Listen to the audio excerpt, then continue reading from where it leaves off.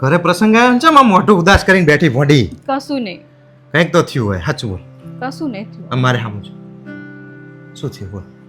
મેં હે ને મારા પપ્પાને ફોન કર્યો હતો. હં? તે મારા પપ્પાએ ના ઉપાડ્યો પણ મારા મમ્મીએ ઉપાડ્યો. હં? તે મારા મમ્મીને મેં કીધું કહું આપણે હેમુન લગ્નનું મુહૂર્ત જોવડાયું હે ને તો કોઈ તૈયાર થઈને આવી જજો. હા તો શું થયું? તે મારા મમ્મી બચારા ટીલું ટીલું બોલતા હતા. તે મેં કીધું કહું ચમ ટીલું ટીલું બોલો હો? હં? તોય ના બોલ્યા. પછી જેટલું મેં કીધું ને તાણે એરિયા બોલ્યા. મને કે તાર ભાઈને હે ને કે ધંધામાં દેવું થઈ ગયું હે ને કે ખેતીમાં આવકે નહીં હાય કે હં? તો કે મામેરું ચેવતા પડશે કે. હા તે એમાં શું ચિંતા કરવાની છે? એમના માઈ જવાનું, મામેરાની શી ચિંતા કરવાની? આપણે ચાય ખોટે.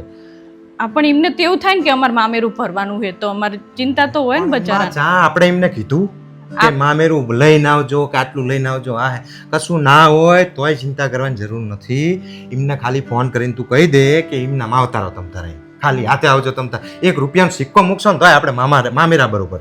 હા પણ તમે આટલું મોટપ દેખાડો ને તમે હાર દેખાડો પણ એમને એવું થાય ને કે અમારે એક જ પાણી છે તો મામેરું તો ભરવું પડે ને. એટલે પણ એવું ક્યાં જરૂરી છે? ક્યાં એવું લખેલું હોય કે આપણે પ્રસંગ આવે તો ઘરે મામેરું?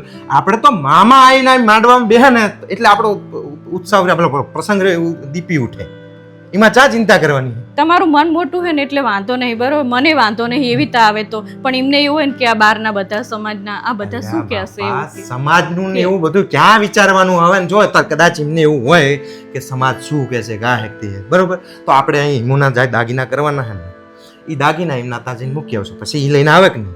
પછી તો સારું દેખાશે ને, પછી તેમને સંકોચ ના થાય ને. આપણા અહીંથી દાગીના જે હિમુના કરાવીએ કે નહીં એ એમના ત્યાં મૂકી આવશું. અને પછી એમને કદાચ એવું હોય પૈસા નહીં તો આપણે અહીંથી પૈસા મૂકી આવશું. એવું કરે? પછી તો મામેરું લઈને આવશે કે એવું કરે? આપણે ક્યાં આપણા બે સિવાય કોને ખબર હોય? તાર ભાઈને એમને ખબર હોય કે આમને આવી રીતે કર્યું હોય ને આપણને ખબર હોય કે આવી રીતે કર્યું. બાકી દુનિયાને ચા આપણે દેખાડવાની જરૂર છે કે કેવી રીતે કર્યું ના.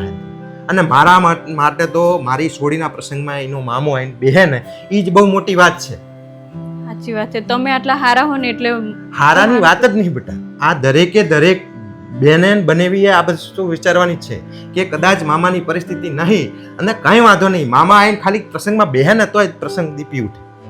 હા, હમણાં ફોન કરીને કહી દે કે કોઈ ચિંતા ના કરશો, તમ તાર કશું ના હોય તો હેડે આવજો.